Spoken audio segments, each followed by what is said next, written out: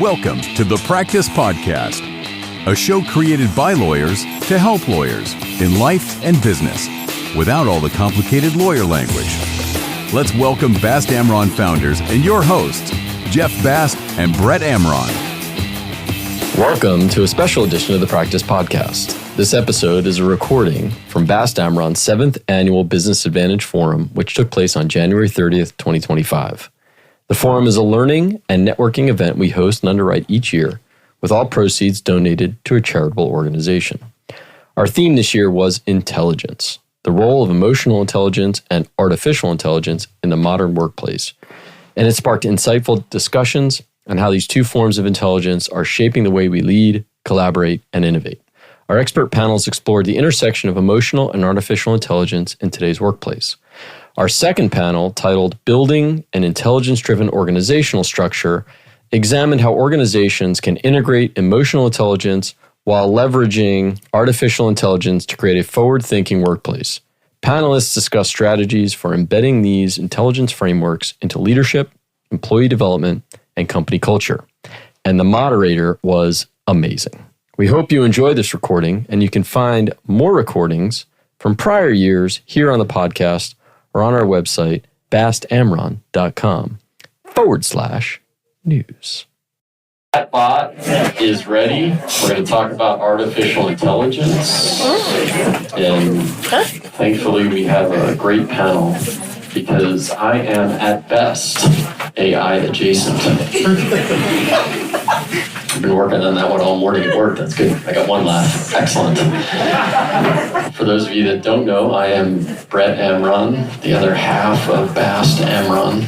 I'm the one that sits in the back of the room usually. Nice to see everybody. Thank you for coming out.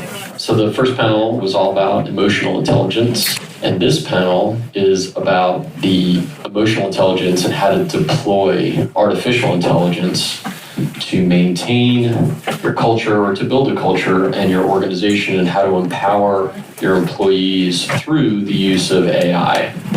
And when I say I'm AI adjacent, as I said, I'm being kind to myself. I'm going to make some admissions here. I still have not downloaded ChatGPT. I've never tried it. I don't think I really want to, but I'm sure I will at some point. I know that we are going to start at some point using it at our law firm in some form or fashion to help us and augment the work we do for our clients. It's just going to become a natural thing that we have to do. I'm hoping that the younger generation kind of moves that along. I know that when I worked out this morning and my workout loaded onto Strava, it came up with some AI information that it told me about my workout. And really, I think they just sort of build it to make you feel better about yourself. So it was great. And I'm sure that I've got, the music streaming service I use builds the playlist based on what I like to listen to and what I listen to more. I'm sure Instagram, when I scroll and doom scroll like everybody else, that I get the feed based on AI too. And lastly, with Google and searching Google, there's the AI things that pop up, and I use it here and there. So that's about the extent of my AI experience. Thankfully, we have 3 experts in this area that are going to help you all understand and how to, in your organizations, build AI and deploy it with the use of your team and how to build your team and culture, and with the use of building on emotional intelligence. So let me introduce the panel. I'm going to stop blabbering. Felicita Sandoval, to my left, is the CEO and co-founder of CyberwAIse. She has been a cybersecurity and AI professional for over 16 years, with her expertise spanning investigations, government, and technology sectors. Her work focuses on protecting digital assets, ensuring governance, and advancing AI research to promote AI literacy among the future workforce, emphasizing the importance of human oversight of AI systems. As CEO and co-founder of CyberwAIse, Felicita leads an organization dedicated to empowering individuals and businesses through cutting-edge AI and cybersecurity training programs. As part of the cybersecurity team at LiveRamp, she serves as a global security GRC expert, ensuring compliance and risk management on a global scale. Felicita also demonstrates her leadership as co-founder and advisor of Latinas in Cyber, where she advocates for diversity in tech through mentorship, advocacy, and network initiatives. In addition to advising security, Felicita frequently speaks and writes about technology and what it takes to be a great leader, advocating for leadership to improve their practices and company culture. Felicita, welcome and thank you for being here. Thank you for having me. Next to Felicita is Hernan Londono. When I say he's fresh off the plane, I literally mean he drove here from Fort Lauderdale Airport, arriving from Wisconsin this morning. So thank you, a special thank you to Hernan for being here. Pleasure being here. He is the Chief Technology and Innovation Strategist at Lenovo. He is a highly accomplished information technology executive and cybersecurity professional with nearly 30 years of expertise. And as I mentioned, he currently serves as the Chief Technology and Innovation Strategist for Lenovo, where he drives digital transformation strategies for the education sector and provides strategic guidance to company leadership on market positioning. Throughout his career, Hernan has held dual roles as Chief Technology Officer and Chief Information Security Officer, demonstrating strong leadership in both technology and security. His impactful work spans higher education and healthcare, and he has also contributed as a board chair for charitable organizations and as an advisor to Silicon Valley startups and local IT firms. He is recognized as an expert in innovation, AI, and cybersecurity. He is a prolific writer and speaker with numerous articles and national conference presentations on topics like crisis mitigation and digital transformation. His dedication to staying at the forefront of IT enables him to continue making a significant impact in the education sector and beyond. And I'm going to add one more thing. When we got on our call for prep and Zoom, I got super motivated seeing all his medals from all his races in the background. And so thank you for that motivation, the extra motivation this year. Everyone welcome Hernan Londono.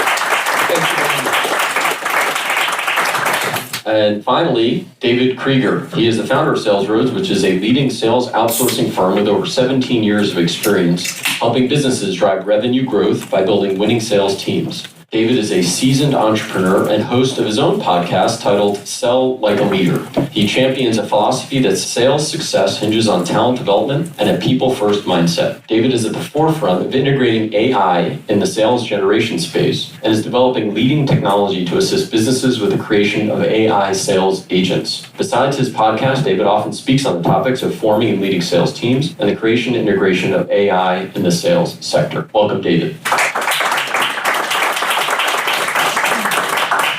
So as I mentioned, this panel builds off of the prior panel and talks about developing an organizational culture that embraces the emotional intelligence but deploys artificial intelligence.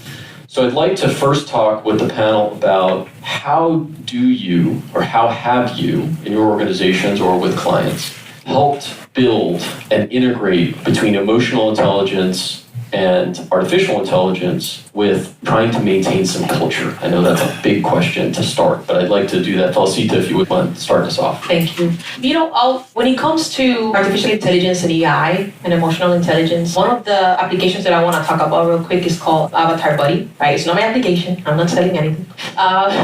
But it's very, very interesting how we're using it because it allows for, let's say that you have an issue in HR, in human resources with some of your employees, you're able to use it to arbitrate. And that application has emotional intelligence built in for whenever there are cues or words that the employees are using that are maybe confrontational and how to help them. It gives you a guidance on how to help them actually go through this process. It also allows you to, when employees are training and they are kind of maybe feeling falling behind or they feel like they don't understand certain sections, so they start getting imposter syndrome, this application helps them with the process of what's happening with you right now is that you're suffering from imposter syndrome, and this is what we can do to help you. And the good thing that it's not all about the application itself, it's not about AI. It actually sends a report to a human, so to the manager, and say, hey, you need to have a one-on-one with this employee. They're having a difficult time either with the training or they're having a difficult time as a manager managing their staff. And that helps, kind of like the human in the loop kind of situation, that helps to understand your staff, bring emotional intelligence,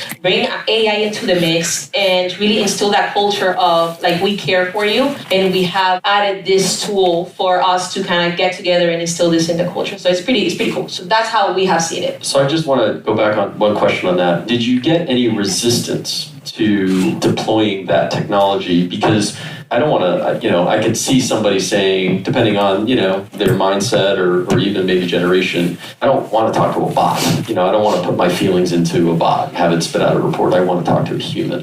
Did you have to deal with that, or have you seen that? Or it's interesting because I think in technology, since I'm in cybersecurity, like most of us are very open to new technology coming in. We get excited, we want to play with it. So there was not a lot of restriction on that. But I have heard in smaller businesses, when I have gone to events and I have spoken to small business owners, they do tell me that their staffs are a little bit resistant. Like, I don't need to use this tool, or I don't need to use ChatGPT. I know how to do my job. So I have seen that there, but not in technology. I think we're all excited about it. Hernan, I don't know if you have anything to No, this is a very good place to start. I was sitting in the back in the previous panel, and I was very inspired to see the passion that everybody has about emotional intelligence, right? And the culture element is a really good topic. Away from AI for a second, one of the questions that came up is, how do you build a culture where you can thrive and maybe even deploy AI? And everybody had amazing things to say. I think, the first element is you have to have a strong culture, right? And Felicita was alluding, and you, Brett, about what happens when you bring an emergent technology or some foreign initiative to your culture. And if you don't have a strong culture, obviously, there's going to be an allergic reaction. So culture, important. I would say a little deeper than that, just don't let culture linger without a definition. I would say use norms, for example, to define your culture so that people know specifically what you're talking about, right? Like empathy and respect and trust and things like that, depending on what exactly you want to achieve with the culture. On the topic of AI, it's very interesting because I think the reason why many people have kind of an allergic reaction towards the inclusion of AI, whether it is a product or a new initiative in an organization, is because we don't understand it. It's intimidating in some ways. We are made believe that it's very difficult and complex, and it is, but it has some simplicity to it. So I think to the degree that we begin explaining to people what is it that we want to achieve with AI, people will feel like have a better sense of what the technology can do for you, and then there will be less of an allergic reaction. I know we're going to cover some of those things in the panel, so we'll leave that answer there for now. And I just wanted to follow up on something you said, which is you touched on the culture component and AI. In your view, is in order to really bring in AI and have it accepted, you have to have that culture, build that first from a human perspective, and then be able to deploy the tools? Yes, and so if you think about, again, away from AI for a second, we do these emergent technologies every so often in society. At some point we needed to add the browser to every computer, and we struggled with that. And no, old people like me, we did back in the 90s, right? I was there when that happened. And the culture was not built to absorb the shock of a new emergent technology. And so we learned a lot of lessons from things like that. So it's always good to build the culture before you have to react to something, as opposed to let's build the culture as a reaction to something that is disrupting us, because then it is a very unnatural process. And so, David, I don't know if you have something want to add to that. Well, just on the Uber question, I would love to just sort of talk about how we're looking at it. I'm looking at SalesRoads, how we're trying to push it into the organization. I am trying to push it, and then tie that to, I think, the original question on EI. I think it was, we were joking, AI, EI. Oh. Sorry.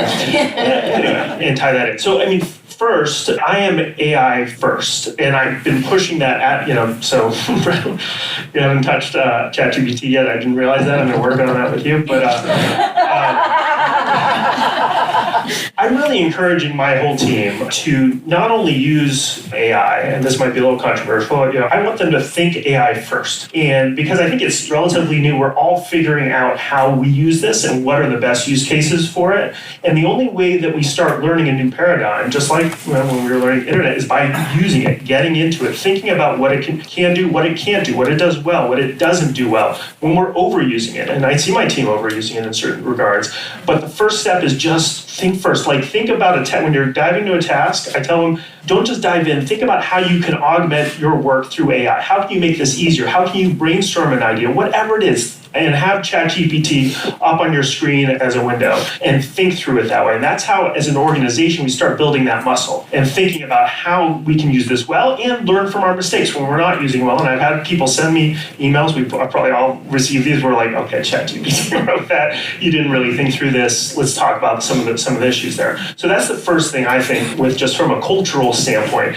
is setting that standard where this is here to stay. Is the most powerful thing I've seen since the internet. And very soon I heard somebody say this on a podcast. When we're hiring people, imagine if you were hiring somebody and they said, sorry, Brett, again, not to pick on you, I don't use the internet. It's not something I use, right? Like that is just not gonna fly over the next few years. AI is gonna be part of the ethos. It's gonna be combined in our technologies, in the way and we're going to talk about this, the way we as humans interact with technology. CEOs are going to be managing people and AIs. Like, it's crazy. It is just part of the fabric of what our reality is. And I also extend this to my kids. When they come to me for homework help, I say, have you asked ChatGPT? Brainstorm with ChatGPT. My kid is now like getting ChatGPT to quiz him on Spanish and talk, because I don't speak Spanish too, like just to go back and forth. And sometimes it's inaccurate, it's not perfect, but the fact that they're learning how to use these things, and I think that's the same for all of our businesses, is how do we flex that muscle, learn how to use it, learn how not to use it, and that's how we're going to really be able to thrive in the age of AI.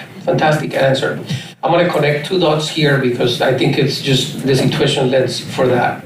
Culture-wise, so David is absolutely on point, right? And there's technologies emergent, all of them, that are going to come at all of them, and they're going to disrupt us. First as an individual, as a consumer, and then we bring that into the organization, and that's the way things happen now. And so the point about culture that I was making earlier for all of us to think about is you have to build an organization with a culture that can absorb disruption, or that is flexible enough and dynamic enough to see these consumer trends and say, you know what, there's something we need to do. So he's absolutely right. These things are happening before our own eyes, and we're bringing that into the organization, and we do that. We create new phenomena. We used to have shadow IT many years ago, where we used to bring our own IT into the organization because we weren't provided with the right tools. But now we have shadow AI. Everybody's bringing their own AI tool to the organization. And the first reaction, the first one from the organization is we need to build policies. We need to have policy. We need to tell people what not to do, right? If we have, and the question that Brett was asking, is you build the culture first before bringing the tools, and that's exactly what I was talking about. You need to build that elasticity in your organization through culture, so that when these things come, and AI is just one, there are other things that are coming right behind AI. You're gonna get the next one, and what are you gonna do? You have the culture ready, then it doesn't matter. Thanks for giving me the window for that. Yeah, thank you. So new technologies are emerging, and we as lawyers use the newest technology, and AI is next. And while I haven't used ChatGPT, I do recognize that we are going to need to use that. And candidly, we are using it already and indirectly, right? Not necessarily directly. But how do you, culture obviously being so important in an organization, how do you deploy the AI and then help to try to maintain that culture? Because sometimes using a bot you might lose a little bit of that culture. So do you have to be more focused on maintaining that culture, or is there some things that you found you'd had to do relative to once AI is deployed to maintain that culture? I don't know, Felicita, if you have any thoughts on that. That's very interesting. I always like to think, because I'm a researcher, so I love to learn and be creative with AI, but I'm also cybersecurity, like I mentioned. So I think also about how to keep it safe in the company. So with culture, I love what David and what Hernan have brought up. But then when it comes to understanding, now that you have deployed this, is what kind of, like Hernan said, what kind of policies do you have in place? What are you doing when you're bringing this technology over before you're deploying it, right? Does your employees understand how to use this technology, right? So yes, you add it into the security awareness training, for example. You add all of that information. You're going to add a section on AI. Hey, this is what you're supposed to do, what you're not supposed to do. This is why AI is. But then again, you also have to have what I have done is that we have meetings with either one department or the whole company where we talk about artificial intelligence. We talk about the new technologies that we're going to bring into the company. We have governance process where before we deploy this technology, we say, hey, what are we doing with the data? Who is accessing this? Are we allowed to do this? Are we compliant? And having that governance process and then employees understanding that anytime that they want to bring some AI, they still have to take it through that before deploying it. You're building some type of culture around it. So staying on the culture for a moment, right? The whole idea of AI and building some of the tools and the technology and bringing it into an organization, I could see how people, maybe the neophyte in me, maybe, the idea that Big Brother, they're going to see everything and they're going to be watching me and this chatbot is going to be, not my boss or my team, it's going to be more about a chatbot. And how do you sort of deal with some of that in an organization, David? Yeah, I think it's a really important question. And also, I jumped right in. Thank you, Brett, for inviting us to the panel. This is awesome. And having this, I think this conversation about EI and AI is really fascinating. As I was prepping and thinking about it, it's interesting. And I think your question is getting to some of the root here, which is that I think this technology, as exciting as it can be for some, it's as scary, if not more, for others. In ways that other technologies haven't. I mean, with the internet, we saw every technology replace jobs. This is just, I think almost at another level. And I have seen at my company and others that there's a lot of fear around this, right? Is this going to take my job? If, it can do this, do they need me? And deploying AI, and so I'm in the call center business, sales business, and I am deploying an AI voice agent. We launched on Monday, talking to people. A lot of the people don't even realize it's an AI. I mean, you can think about how scary that can be for people and for society, and we can talk about those implications later. But internally, what I've found is that when you lean into it and you really talk openly and honestly about the technology and how it can impact your productivity, how you can do things that you never thought were possible, and how with every other technology, we've seen that these fears have always been there. And they've always thought that this time is different, and it's going to replace all these jobs, and we're not going to have to work. And that never is the case. And I really believe that with AI, and we can debate it because you never know. But I think, and I think a lot of people have said this, but I think it's the right way to say it. People who use AI will replace people's jobs who don't use AI. Mm-hmm. And so I think that it's going to make us as a society more effective. It's going to open up ways to start businesses with fewer people, but think about how many more businesses can be started through efficient use of AI. And so I think from going back to the cultural standpoint, you just have to have the conversations with your team, be open about certain aspects might be gone, but here are some other ways that we are going to implement. For instance, my organization, we're starting to shift into more consulting. How can we implement these things? A lot of my team will need to start helping other companies with AI. And that's actually exciting for them, right? I had one agent helping to coach one of the bots. Static, right? And so I think you just have to, again, lean into it, be real, because some jobs are going to go away. But I think you'll be amazed that when people see the power of it, they get excited, especially if the people that they're working with are excited. You mentioned security, Felicita. Hernan, how do you, without scaring people too much, right? Because security is important, especially with, I think the fear around AI is, it's just going to take over, not necessarily, I don't mean take over like people are talking about take over the world. I mean, it's going to be around and it infiltrates everything if you bring it into your organization. So how do you sort of tampen down the fear a little bit in your team when you do introduce and deploy a new AI tool? Yeah, Big Brother effect. That's an oldie goodie. I was mentioning the browser. The browser is an interesting analogy to that. I was a student worker in the 90s, and we got the first batch of computers to deploy with an operating system called Windows 95. And for the first time, it had a browser installed by default. And we had a meeting, a town hall meeting, to make a decision about should we keep the browser or should we remove the browser. And the fear was twofold. The fear was if we have a browser and a computer, people will not work. They're just going to get distracted with the browser because now they have this window to the internet. We used to call it the web. And then the fear came, and then we decided, no, we should leave it, right? And you should know that an entire second economy was built only, exclusively on a browser. This is trillions of dollars over years, only because of a browser. And then the second part of that was, well, now that we have the window to the web, now they can see what we are seeing. So that also played a role in this. So we learned a lot of lessons from back in the day with things like the browser and now with AI. See what happened, and we will always have this phenomenon of emergent technologies outpacing governance and responsible use forever.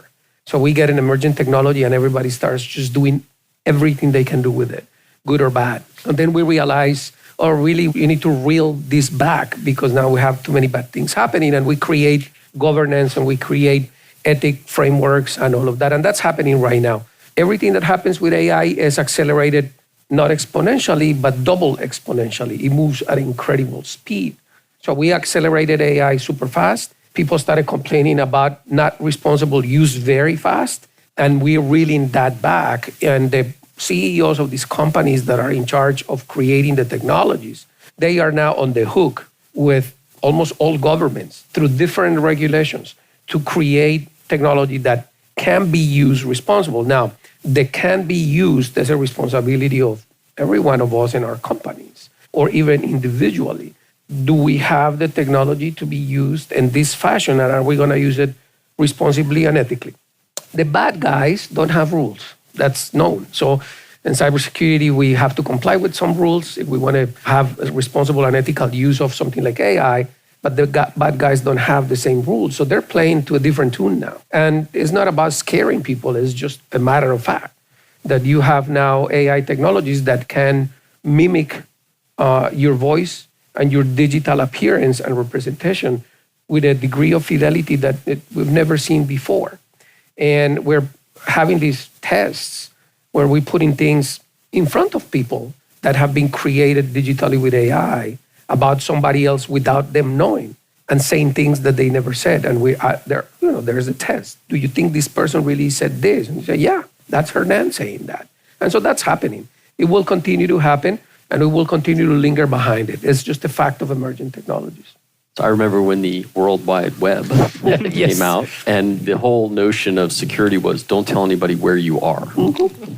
Now we use our phone to Right. have a stranger come pick you up, right? Or deliver food or packages to your house. So technologies and adaption and technology.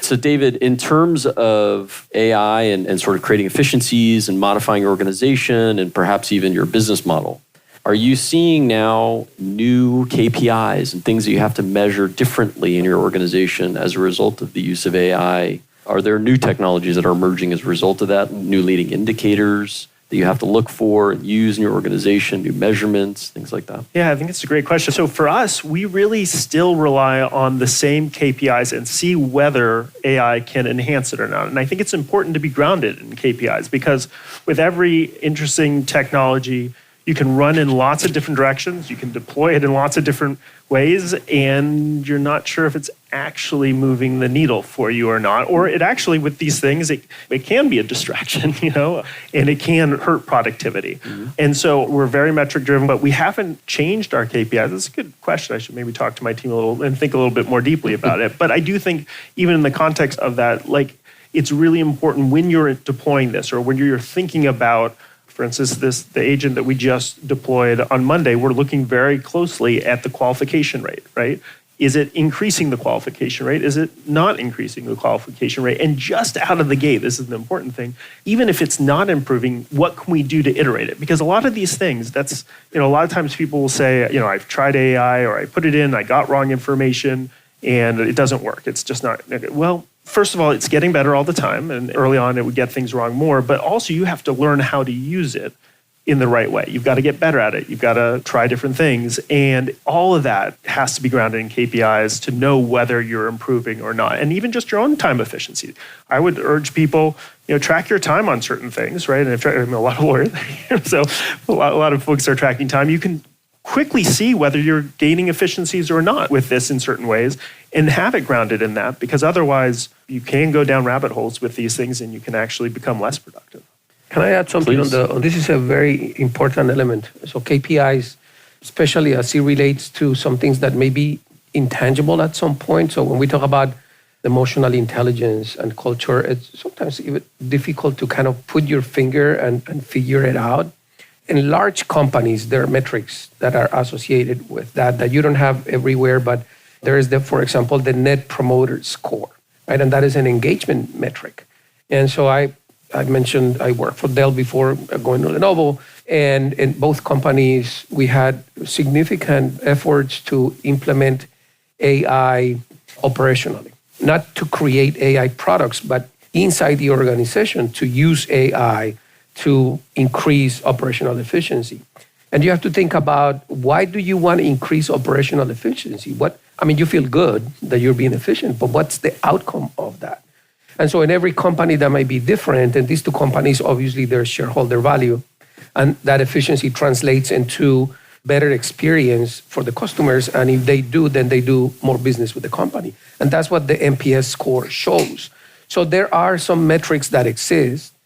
They need to be tracked over long periods of time. And the Net Promoter Score is being used extensively now as a metric for engagement, especially when people deploy AI. Because the very first case that almost everybody deploys, I would say 96%, is I'm not going to call it chatbot because that name comes from the 90s. So don't ever say chatbot. We call them digital assistants now. That's what they are, okay? Chatbots are like all clunky, they don't work, they're very robotic. Now they're called digital assistants. That's probably the first technology that is deployed in every organization, both internally and externally. And that's about engagement. Think about that, how much risk we put on that first technology. So NPS is a good way to track it. If you're not doing it, do it and start tracking. And then over time, you can really make decisions based on that.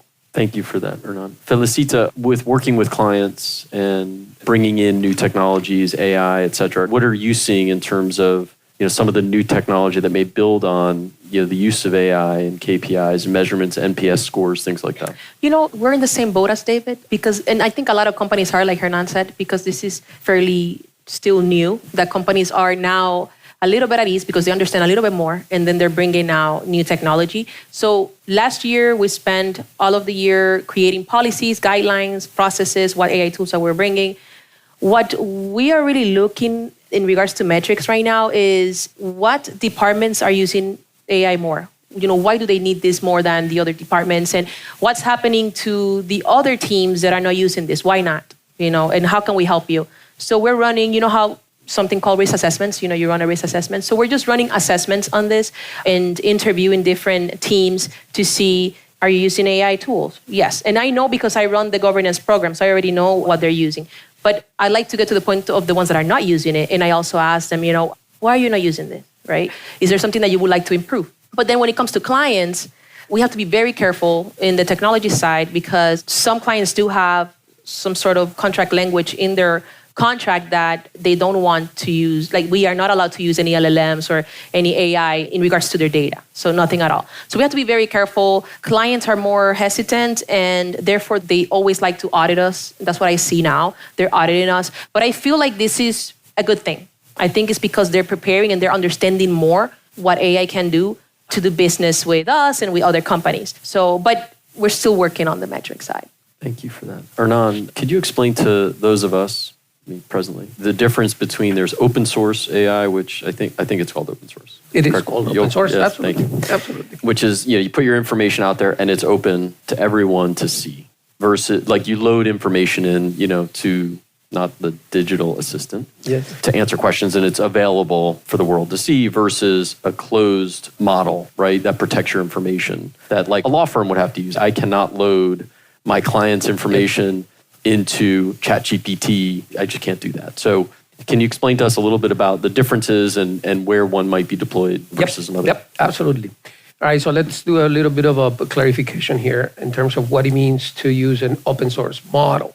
Well, what that means is the inner workings of that model, the way the parameters and the weights of the neural network that is trained on the data that is trained, that's public. So if you want to manipulate that, you can. So you can actually take that open source model, you can download it to a local machine, and you can start tweaking it.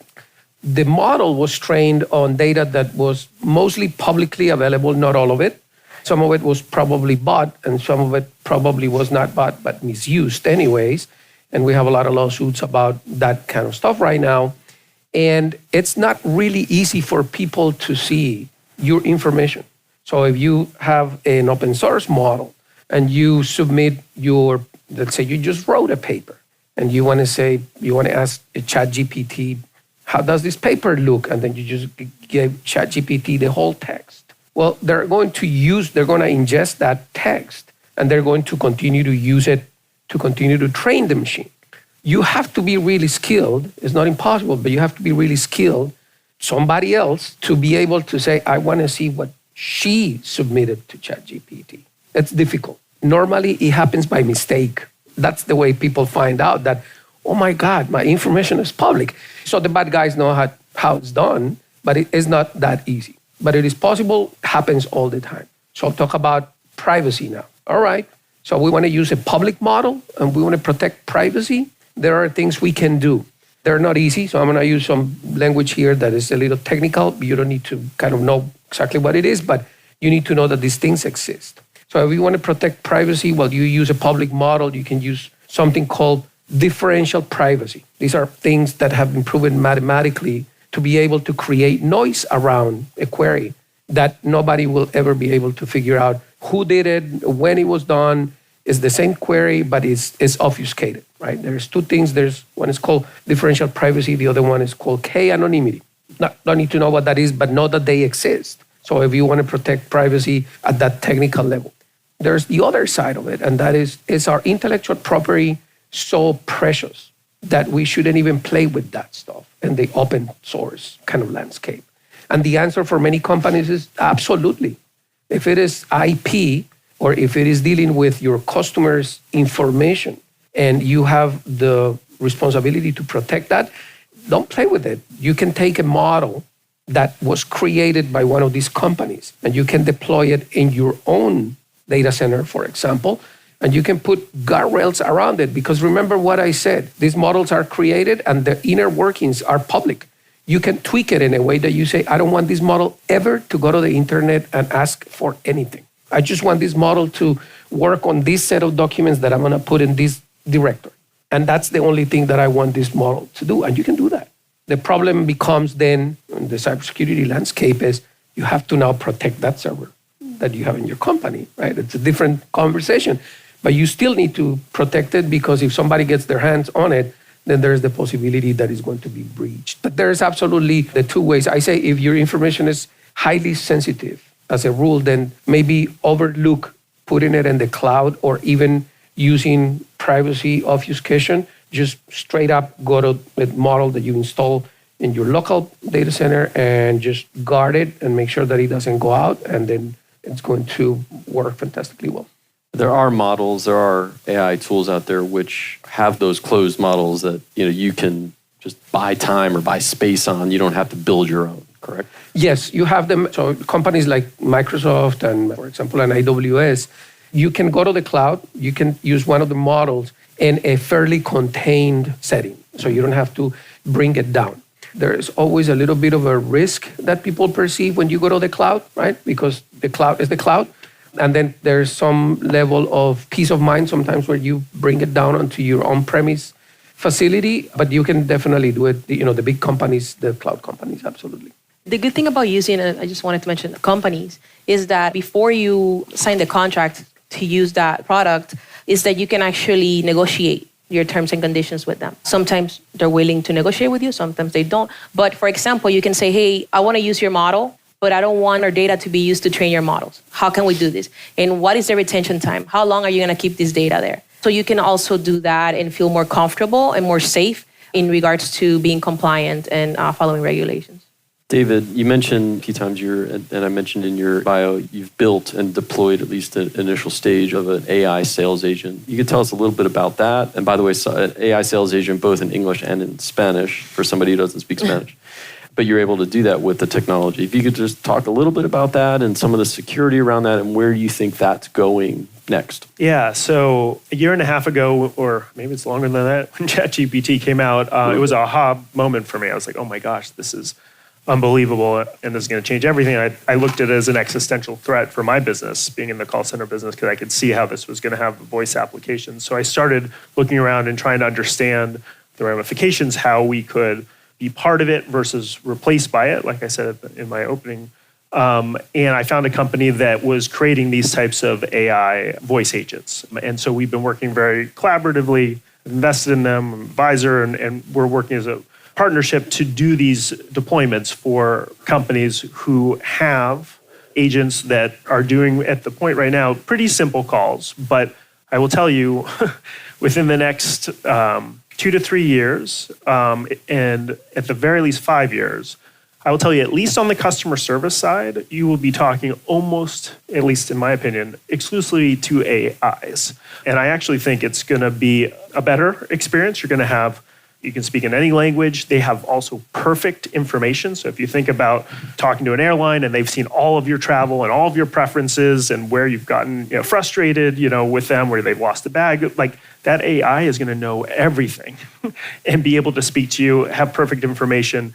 And I think it's going to be actually a very good customer experience. We'll talk maybe about how that is a little jarring for people, but just from a use case, it's important. So I felt like I just needed to get into this and again, lean into it. I need to understand how this works, where it's not going to work, and we're starting to learn as we go along. And so we've seen a lot of companies wanting to lean into this because they can see how quickly these things can do basic human functionality very well, and we're just at the beginning. And so the way that we're looking at it is we just try to understand what our clients are currently doing. Where can the AI be successful at this point? What are those applications? And then we will create an AI to do what the humans were doing. And what is crazy about it is, like for instance, with this one instance that we just started on Monday, it only took us about a week to create the AI functionality in both English and Spanish to do what the human was doing and being trained to do.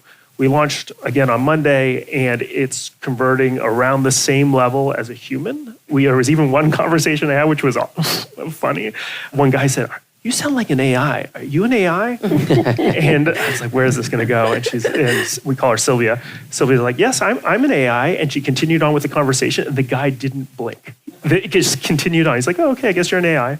And went through, and we converted that lead. So, this is early days and we're already seeing that. And so again, from a philosophy standpoint, it's just, again, leaning in and seeing where it works and where it doesn't work, and being very, learning from that. And amazingly, so far, I've seen it work more than I see it doesn't work. And it's pretty mind-blowing. So the whole idea, and I know, Hernan, you have a comment. I just had an aha moment here. Yeah, the whole idea is to eliminate, at some point, human customer service, call centers, sales team call center, things like that at some point. Yeah. And this I think is very interesting to see how far it goes. So my feeling is with customer service, it will eventually go pretty far. I think in the short term, still more complicated things that require emotional intelligence and sensing, anger, and things like that. AI can do it, but it's still, especially when you're speaking to AI, it's probably going to just make you more. So you have to have those, at least for what we're doing, the off-ramps. I want to speak to an agent, things like that. And I think probably it's hard to think through all the use cases, but for most use cases, there'll be some human off-ramp for customer service and things like that. For sales, which is what I'm closer to, I think some of the very simple sales things, the one-off sales, the transactional sales, AI is well positioned for that. But, and this is where I think it gets interesting, I think for sales, but also a lot of the things we're doing, the human aspect is really important in certain ways. And we have to think about, in each of our own industries, where is the human touch? Where is the emotional intelligence really important? And even more than that, because AI can fake emotional intelligence, kind of like sort of decently already. But there's a point where we as humans want to interact with humans, right? Imagine the other panel was talking about 360 interviews. Imagine getting a 360 interview from an AI and then talking. It just isn't going to go over, I don't think, at any level the same way as a human and somebody who built a relationship with. In sales, there's a lot of times we buy from somebody because they went to the same school as us. They are from the same town. Their kids are on our kids' soccer team. An AI will never be able to replicate that, right? And so I think it's really important right now to think about those places where there's an essence of being human that an AI can never replicate, and lean into that, get rid of all the other stuff that especially you don't enjoy, and leverage AI where it's good for that, And that's where we're, as a society and as people in business, we have to think about over the next few years and figure out where that is. And it's a little fuzzy in certain areas, but hopefully that gives a little context to the way I'm thinking about it. Yeah. What Your aha moment. What an opening he gave me. I'm telling you, we didn't plan this, by the way. Normally before a panel, you have a call and they say, this is what we're going to say, but we did not plan this. So very interestingly, because we connected again now, emotional intelligence and artificial intelligence, right? And one of the things that I think is important to understand is the reason why we have artificial intelligence is because we want to remove the cognitive load from humans. And artificial intelligence does that really, really well. Like if we need to think about something and we need to think and we need to bring a lot of data, yes, we can do it given enough time, but sometimes we don't have enough time. AI does it really well. And then we have the emotional intelligence, and then we've been saying for a while, right, it's artificial intelligence, but it's not, the emotional intelligence capacity of artificial intelligence is not that good. And David was just alluding to the fact that we're making advances on that. So I'll give you just something cool that is happening right now. I don't know if you know this, but the majority of the emotional intelligence research that is taking place today happens in Japan. Does anybody know why? Yes, that is exactly why. So in Japan, there is a massive problem. Yeah. If we have giveaways, sir. I don't know if we do, but and we didn't plan this, by the way.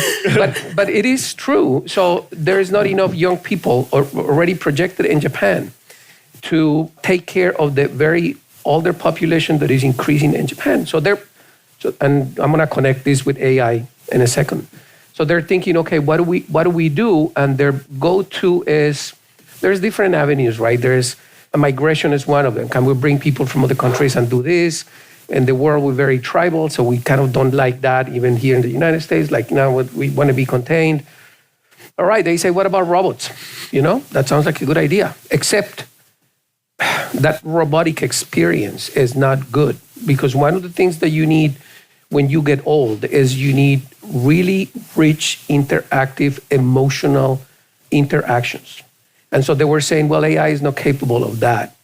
And that's what they're doing, that emotional intelligence research. And so we now know, because of that research in Japan, that machines can really imitate emotional intelligence now.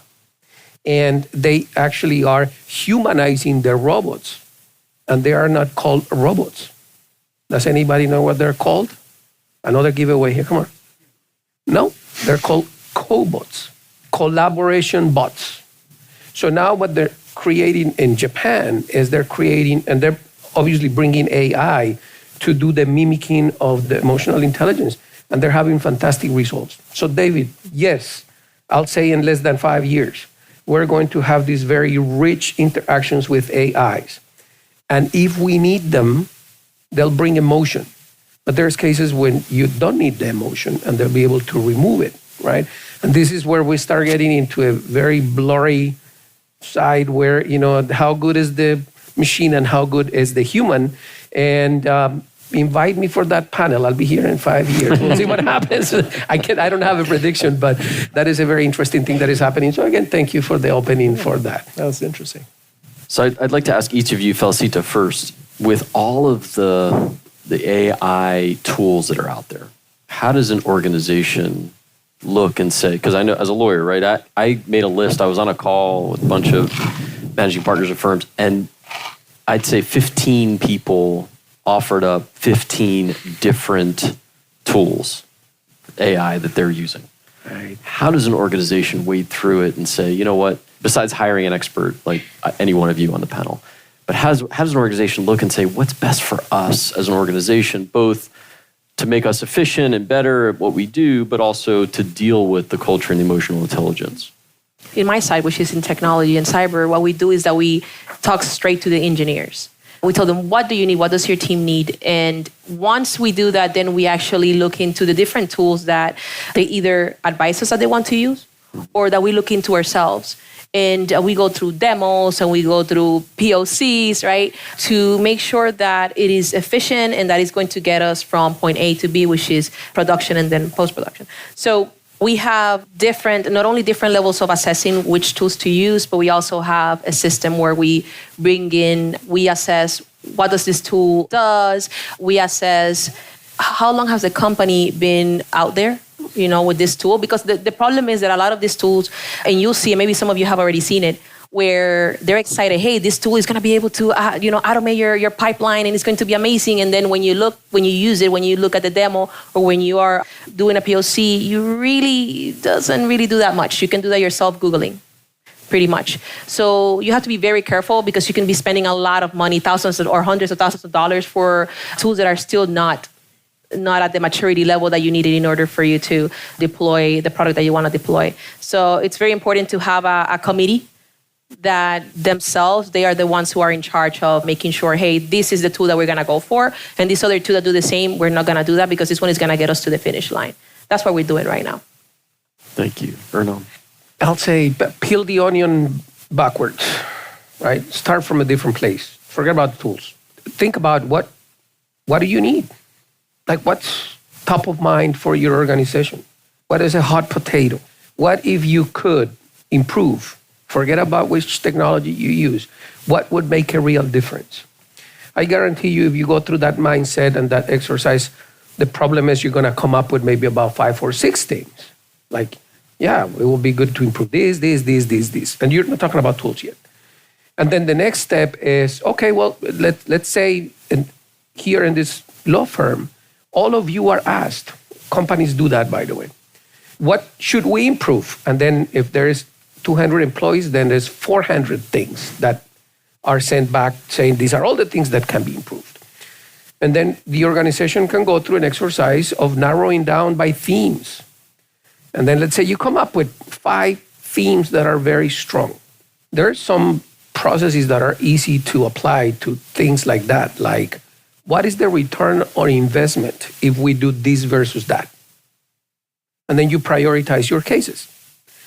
You can also say, how realistically is it to do this kind of thing? Like somebody may say, for example, I think we should improve how we visit our customers. Okay, sure. FaceTime with customers in person is important. I think we should use teleporting. Well, I agree to, but is it realistic? So maybe that case comes down to the bottom, right? You're like, okay, Joe, great idea. We'll wait a few years until but we're not going to do that now, right? A fan of the Jetsons. That person's a fan of the Jetsons, no question. So if you have return on investment and you have realistic expectation, and you say these 2 cases really look like things that we should work on, then you set out to follow what Felicita was doing, which is you have to assess the tools, but you don't let people tell you, here is 30 tools that we're using, and we need to use them all because they're effective. And everybody's like, I want to do this or that. Is what's the impact to your organization? I've seen it work very well. I'll give you the example. When I was at Dell Technologies, we did that. We found 800 use cases for AI. We whittled it down to 200 cases in a year, and we deployed 30 cases on the basis of return on investment and how realistic it was to deploy that case. And it worked phenomenally well. And so it doesn't have to be at the scale of Dell Technologies. It can be at the scale of a small organization, still works exactly the same way. David, thank you for that. David. So I'll answer this sort of in 2 ways. Hopefully it answers the question. I mean, first, I think that at a fundamental level, just using either ChatGPT, Claude, Gemini, and all of them, you can get confused because like, which is better and whatnot. Any of them are basically around, and from my perspective, around the same. But using a general purpose type of AI, not chatbot, but digital assistant. Thank you. Digital assistant is just the first step. And I think a lot of times people, because it is overwhelming. I feel like you hear of all these different tools, but a lot of the tools are really just a UI, user interface, on top of these models. And you can do a lot of the things that all these different things can do just with a ChatGPT. Analyze data. You can upload spreadsheets to it. You can talk to it. You can ask for coaching with it and things like that. And so I think really starting there, a lot of the things that you want to achieve with AI can be solved just with one of those basic tools. And again, as I've said before, just lean into it and try to use it. And then with that and with the other tools, The philosophy we've had at SalesRoads is sort of let 1,000 flowers bloom, because it is really hard to know from a top down, especially because new things are coming up all the time. A lot of the best technology is like almost in stealth mode right now. It's just really like hard to figure it out.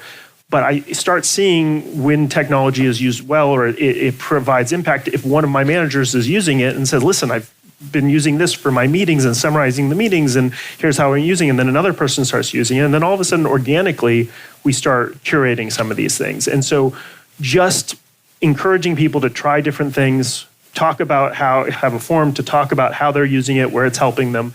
Almost you self-select for it. And as long as you're not an enterprise company, even at enterprise, as long as you allow it for folks who are bigger companies, as long as they let you do it, like, it's not that expensive. Most of these tools are like $20 a month, and you just try it and you see whether it's working. If it doesn't work, then you just cancel it.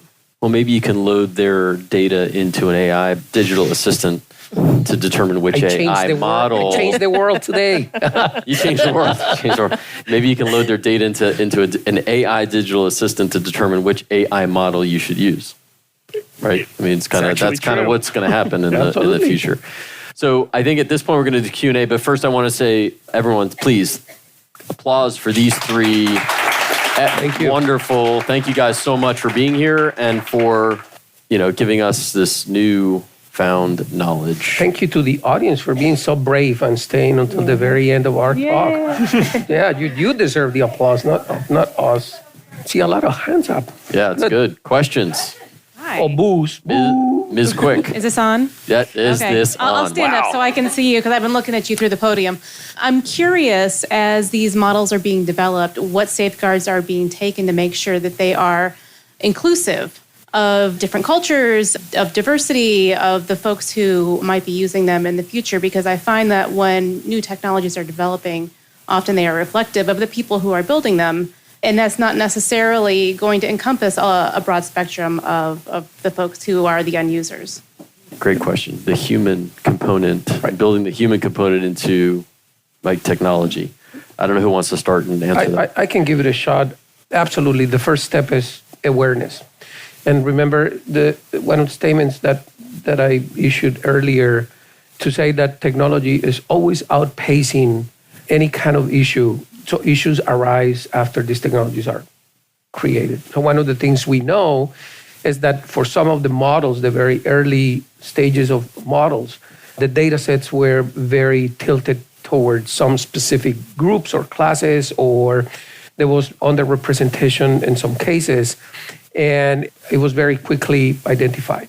And so what's done about that? What's done about that is the way models are used today, by the way, it's a little different than it was at the beginning. At the beginning, it was just the model that we were using, and now we're using the model with our data. Right? When, like Brett was alluding to the fact that we want to use it here, but we cannot put our customer data in it. That's the way they will be using it one way or another, right? So we have to add our data, and then we have to do something called knowledge extraction. It's also called retrieval augmented generation. What our responsibility is to make sure that when we add that data, before we add it, we actually analyze that data to make sure that it has the right representation for the groups and classes that we want to. If not, we will be doing exactly the same thing that was done with the original models. That in itself is a very interesting exercise. So if you hear people saying AI is biased, that's the first statement, then people say, okay, well, how was it trained? Then you go to the data.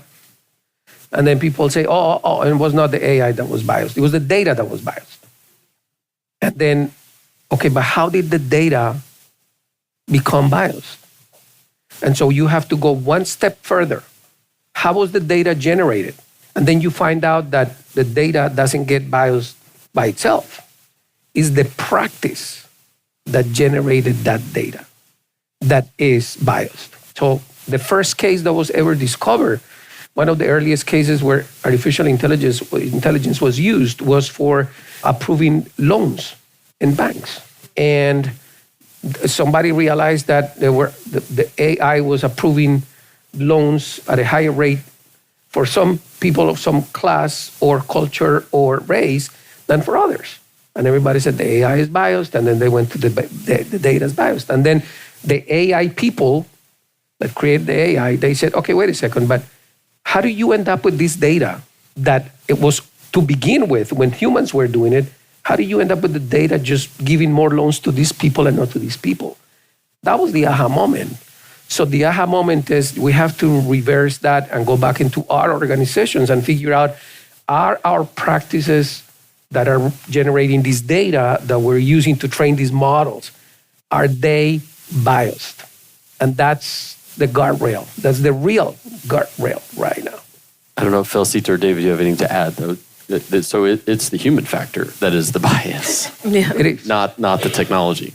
There are some cases where the algorithms, learn differently, and you can say there is a little bit of bias in it, but generally it's the data. And if it's the data, it's the practice. It's what did you do to generate that data in that fashion? And unfortunately, because we use a lot of historical data, we have a lot of history of being biased as humans. And so it's just the AI highlights that element. Thank you. It's just like Hernan said, it's just quality control. And use the data that you need, trash the one that you don't need. That's like the rule. I like that. Yeah, that's what I say in my company. Trash it, you don't need it. Next question, please. Hi, Chris Gray from Morbid Moon. I'll admit that I'm scared of what you're saying. I'm scared of artificial intelligence, and I'm starting a creative media company.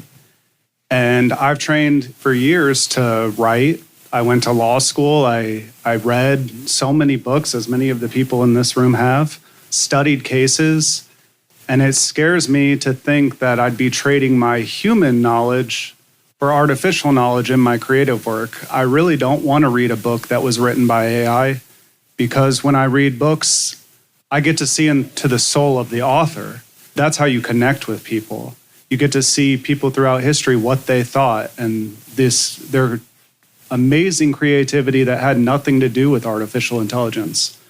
So do you think that in some way we're trading our human development, even though it may take years to learn how to edit your writing, or learn how to write at all, or learn how to paint?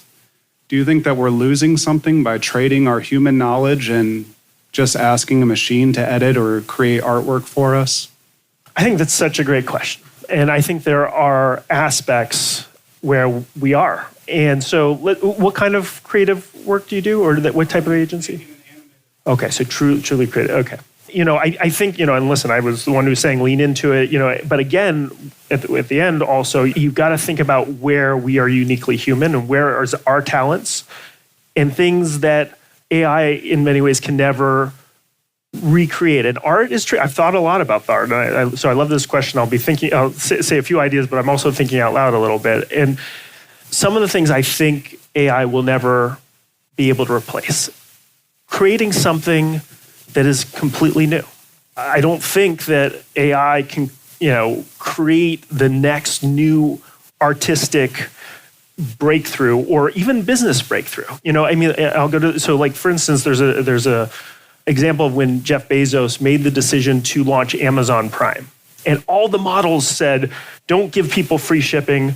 It's going to cost too much money. It's not going to work. And there was just, he said, no, I'm going to change the way e-commerce is done, because there's a barrier. When people have to pay for shipping, they're not going to want to buy as much and whatnot. And he went with it, and he broke a barrier in e-commerce.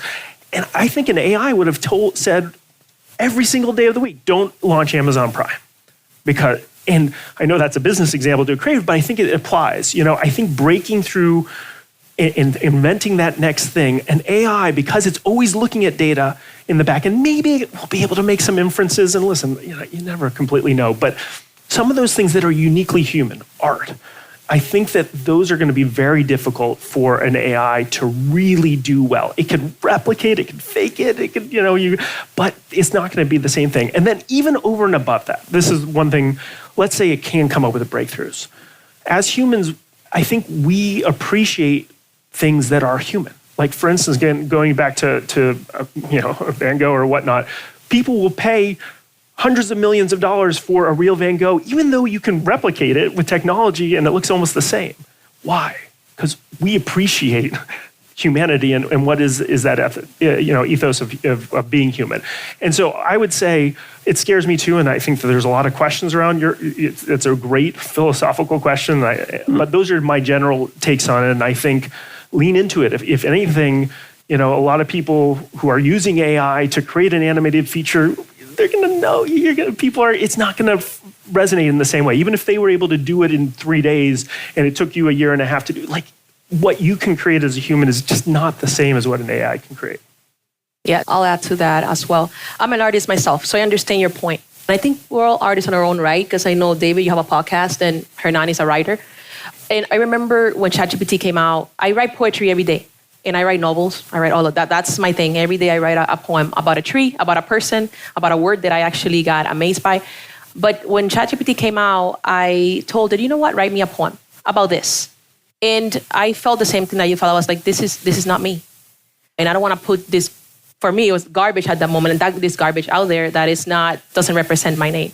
But little by little, I started to embrace it a little bit.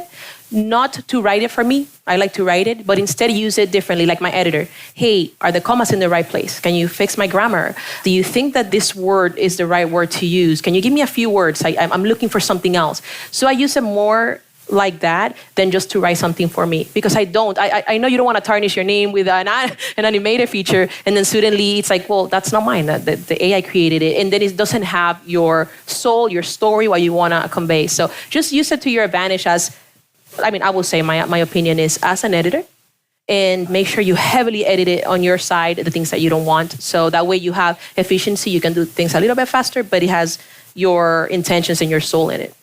Yeah, I would just jump in and just liken that to new animated movies now, right? That's computer generated. Used to be years ago, they drew every frame. So now it's still artistic, it's still original. And so I think there's going to have to be adaptations to make sure that, and I agree with David and Felicita, I think the human component to creativity, I'm hopeful, remains, for humans and the enjoyment of that, as opposed to just going to AI. So I think we have time for one or two more. Okay, so early on in the conversation, Hernan, you mentioned that in order to integrate AI or build an intelligence-driven culture, you had to build a culture that absorbs disruption, and that requires elasticity within your culture, which I thought was beautifully said. How do you do that exactly? How do you do that exactly?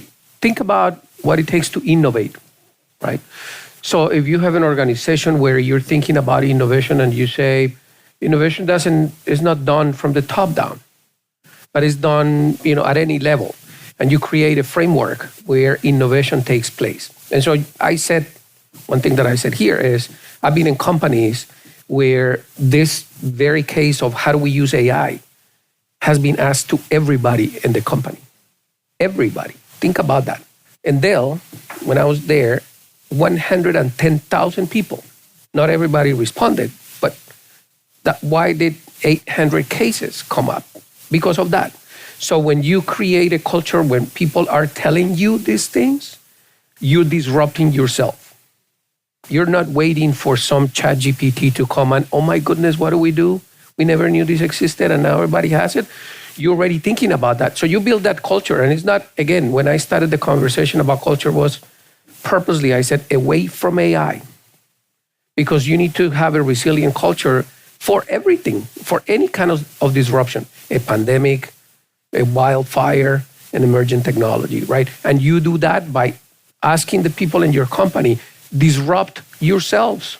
You yourself, what is it that can happen to you that will put you in a place that is out of your comfort zone, and how do we react? And you learn from that. If you can do that, you're going to be totally ready for anything that comes your way. My question's a follow-on to Dana's about sort of the limitations of the data set. You were talking about the data set. And maybe I'm ignorant on this, but my view is the large language models are being trained by all the data that's on the internet, which is a vast amount of data, but it's only a tiny slice of our lives. And I think the way we as humans interact on the internet is vastly different than the real world. I mean, the internet in large part is a cesspool. People are mean. When you see social media posts, the responses are they're hostile, and I don't think that's how people generally interact in real life. And so how does that limitation on the data set, like is the AI training in a prison, in a cesspool, rather than reality? Like, because the internet doesn't know, the large language model doesn't know how we talk in the elevator and how we're not interacting on the internet. So is there some, I don't know. I think you have to drive on 95 to. Well, Super. I don't know. Super interesting question. Who wants to take that? There's one thing that was built in as a safety mechanism for all of this. Back in the day when we started doing unsupervised training, that's been around for a very long time. It's called the feedback loop. So when artificial intelligence first came out, we knew that if we trained artificial intelligence at a point in time, it was going to be obsolete the very next second. That was known as what been known forever. And likewise, if we train in a place where there's the cesspool, then we know the outcome. So the feedback loop is we continue to advance and we use the outcomes of the artificial intelligence system as feedback to make it better. So if we know that is the cesspool, then we're going to get an outcome that is cesspool, right? So, and we'll see that, right? So the feedback loop says, okay, do we continue to use that or do we use something else? If we're getting good outcomes, we use the feedback and then we continue to train on that. But if not, then we go in a different place. That's led to the advances that we have right now. And we're kind of in between a stage that we call agentic AI. So AI is now moving to not large language models trained on large data sets, but we're moving to AI that is trained on very small data sets. And we create agents that are very specialized about something. And they have the best possible curated data set. So we're moving in that direction, and we're moving really, really fast. So I'm gonna change the world again. So we probably are gonna get out of the business of digital assistants very soon, and we're gonna be in the world of agents, and we're gonna have agents for different things that are very narrowly trained on very specific things, because we don't want the cesspool to come and poison that outcome of that AI. And that's kind of where right now in the world of agentic AI, we're making a transition right now, going through some other trend, but we can talk about that in some other panel. Jamie. Yeah, so I have a question, because we've been talking a lot about how AI can help companies obtain or service clients. Is AI going to be moving into assisting with actually managing and operating that company itself? Yeah. David, you want to say on that? That would be the AI CEO. So just in 5 years, none of us are going to be. It's going to be AI talking to AI. That's a good nail in the coffin for this. Sorry, go ahead. Yeah, these are great questions. So the crazy thing is we're within the realm of possibility of that. What I think is more likely, though, is the way I feel all of us should be using it, and the way a CEO will eventually be using it. It's the human CEO and the AI CEO, or they have, like Hernan was saying, lots of different agents to help with different parts of their job where that makes sense. I do think that for a lot of the business decisions, they will be made with an AI helping the CEO make those decisions. Now, I think there's an asterisk on that because of like the example I gave with Jeff Bezos. Jeff Bezos most regular humans wouldn't have made that, the call that he made. So, but I think that they do have to, the best CEOs take bold risks, make unconventional decisions. And though maybe for 99% of the decisions, the AI will be helpful, very helpful, because it will help that person to make rational decisions, quantify amazing amounts of data. Like, Hernan said, we're not built to synthesize all the data that an AI can. And that will help a CEO make some, most of the decisions better, I think. But, if we just let an AI CEO run, I think we lose some of the major innovations. And there's actually those downsides, because those breakthroughs, I still think And maybe AI will get there, but those are sometimes uniquely human because it's seeing something that was never there before. So the capabilities will be there. I think the two issues will be, one, it can hamstring the CEO in certain ways, which is kind of ironic. And then the second part is going back to the emotional intelligence piece of all this. You know, a CEO will be running an organization of humans and agents. That's a crazy thing to get that will happen. And there will be agents who are running parts of accounting and all these things, and the CEO will have purview over them, which is, I think, interesting unto itself. But the humans, I think, still need that relationship, need that human connection. If they have, a 360 interview with an AI, the AI might give them great pointers and things like that, but it's not going to motivate them in the same way. And lastly, too, I think the vision aspect of a CEO is critically important. Where are we going? Where do I want to see the future? Even if the AI has an interesting vision, maybe it's not breakthrough, but something that's interesting for the future, I believe it will fall flat coming from an AI versus a human. And so again, I think we're going to be, and I think it's fascinating, mapping things out, and I'm trying to think about it. I encourage everybody to think about their own jobs and where is human important, whereas AI important. It's going to be a hybrid, and it'll be interesting to see where the chips fall. But if I had to guess, I don't think it would be an AI unto itself, but there will be an AI at the helm with that human CEO. Great answer. Great questions. Oh, we have one more. Okay, one more. I'll just ask one more question. Since you segued so perfectly with the human side. So I had a client the other day say, we no longer hire for fit, we hire for mindset. And I'm just curious if you would maybe share, what do you think we should be looking out for in terms of mindset for those who are bringing on to support building an intelligence-driven organizational culture? Felicita, you want to start? When you're talking about mindset, creativity, that's what businesses are looking for when they're hiring. I mean, when we hire people at my company, we're always looking for people who are like, I'm super excited, create this for you, or like, I love when they come up, they already know our products, and I'm like, how do you know this? This is like so difficult to understand, but they know our products, and they start talking about how they can enhance it. I love when they bring that mindset in, which is, hey, I am willing to not only come into this company, I love your products, but also I am willing to be creative and create things to enhance your product for you, which for the company, that means money, because then we're going to make more money. So that's one of the mindsets that we actually do instill in here in the company. Yeah, I'll probably say two things, just briefly. One, I think we need to continue to hire people based on a number of different things. Technical abilities is one of them, and by that, I don't mean technology, I mean technical. So if you're an accountant, you need to be hired because you have technical knowledge about being an accountant, so that if you have soft skills, you can bring them into the job. We're in an interesting world where we say, it's all about the soft skills. Oh, so you have a lot of empathy, but I know nothing about accounting. It's good that you have empathy, but that's a work, right? So if you're going to be hired as a lawyer, you have to have the technical expertise to be a lawyer, but also we want to have, soft skills.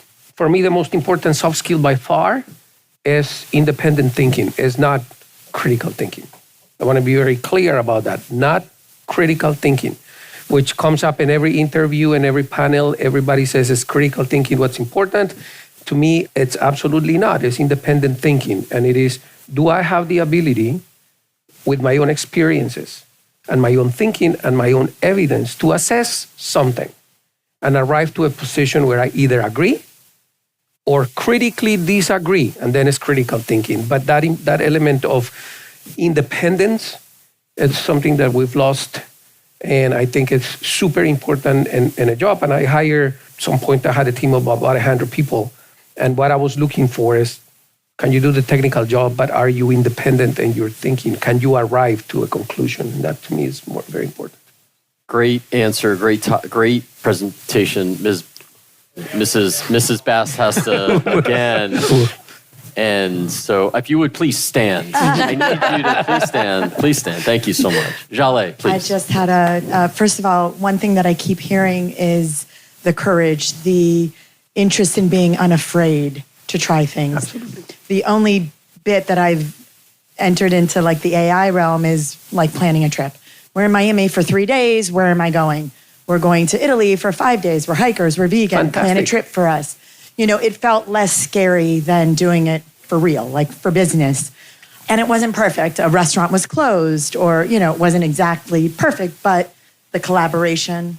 But I really like the courage and not being afraid. And then, David, I have a specific question for you. You may have some insight, or maybe you want to check with AI before you answer. What happened with Jeff Bezos' decision? Oh, with the How'd he Amazon. do? His yacht isn't big enough. I'd say it remains to be seen. Remains to be seen. Guys, thank you so much for your questions, and let's thank the panel again. David, Thanks, everybody. Hernan, Felicita. Thank you. Guys. Thank you. Great work. Thank you, guys. That was awesome, Brett. Thank you guys. That was amazing. Couple things.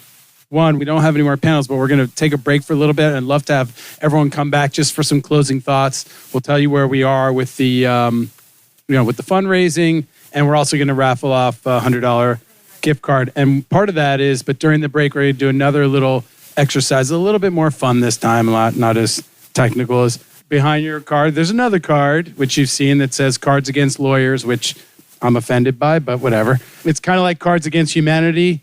And I guess the idea is there's humanity and then there's lawyers. Like we're not part of that subset. Maybe that's the idea. I don't hate it exactly. Thanks, Alejandra.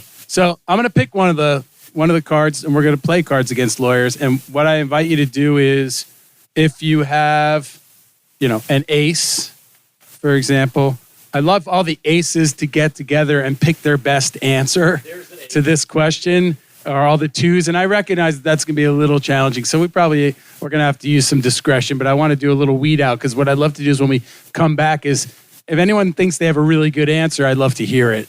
Because I think it'll be a little more fun. I haven't gotten to the question yet. They're here. I'm going to let my esteemed partner pick one.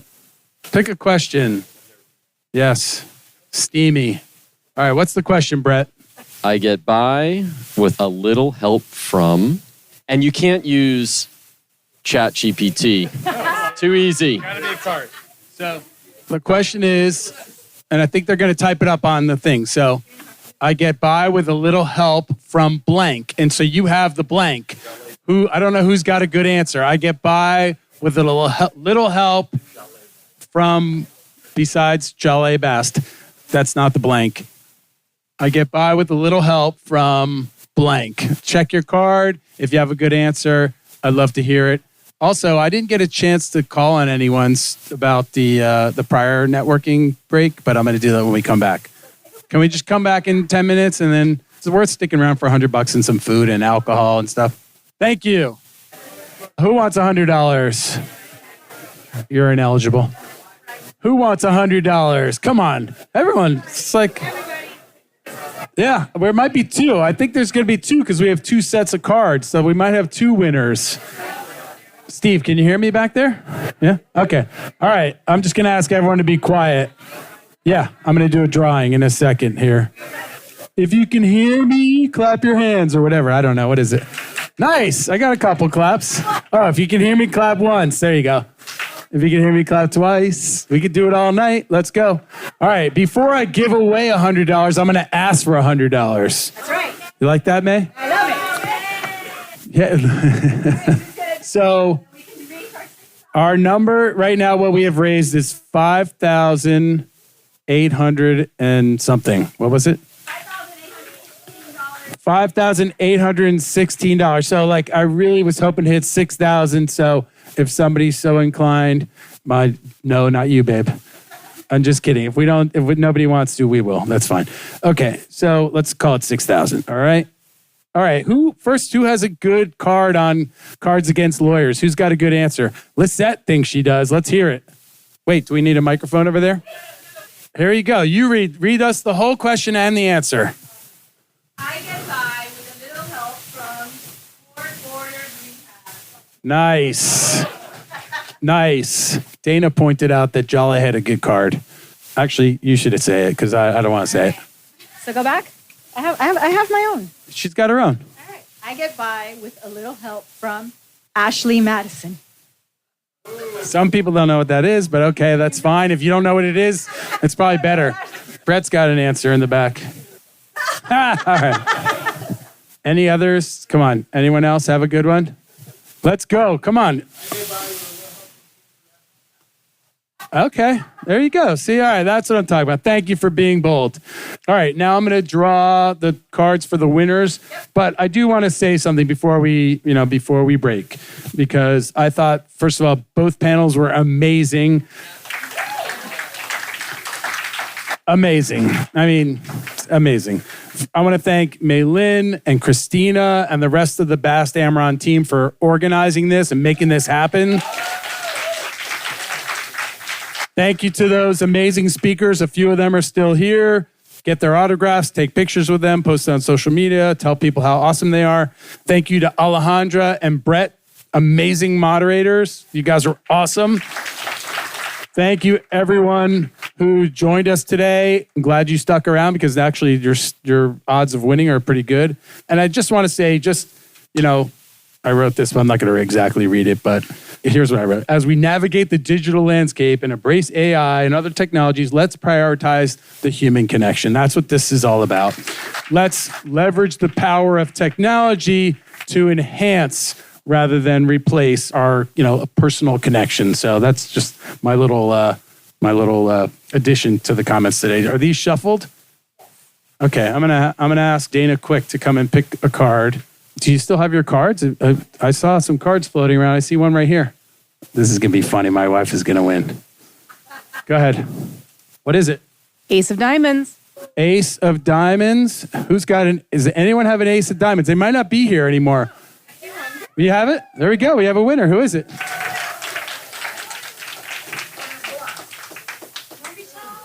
$100 Amazon gift card. Just like that. I think that's it. But we do have a bar with some wine and beer, I guess. I don't know. And there's food and we have the room. So please feel free to hang out, network, connect. Remember, this is all about emotional intelligence. Even no disrespect to our second panel, but this part. So thank you very much. Really, thank you. That's it. That is all. You're excused. For more information on this show and other resources, visit bastamron.com and connect with us on LinkedIn, Facebook, and Instagram @Bast Amron.